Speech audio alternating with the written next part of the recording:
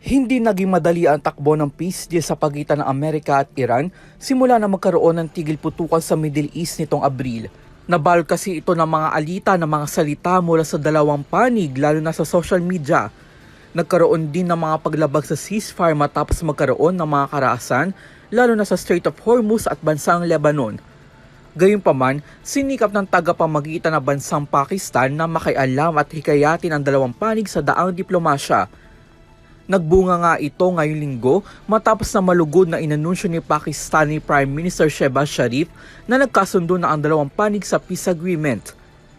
Ang Memorandum of Understanding nga nito ay nakatagdang pirmahan sa Biyernes, June 19 sa Switzerland.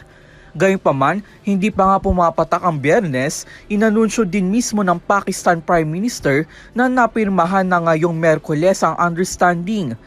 Sa kanyang ex, malugod na ipinabatid ni Sharif na napirmahan na electronically o digitally ang aniyay makasaysayang memorandum na pinangalanang Islamabad Memorandum of Understanding.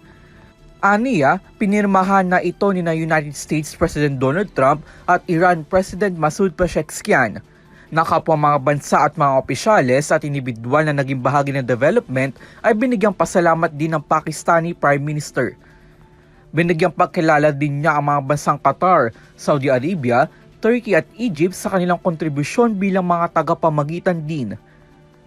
Nag-iwan naman siya ng makabuluhang mensahe. Magsilbi raw sana ang memorandum na pundasyon para sa higit na pang-unawa, mutual respect at shared prosperity para sa Middle East region.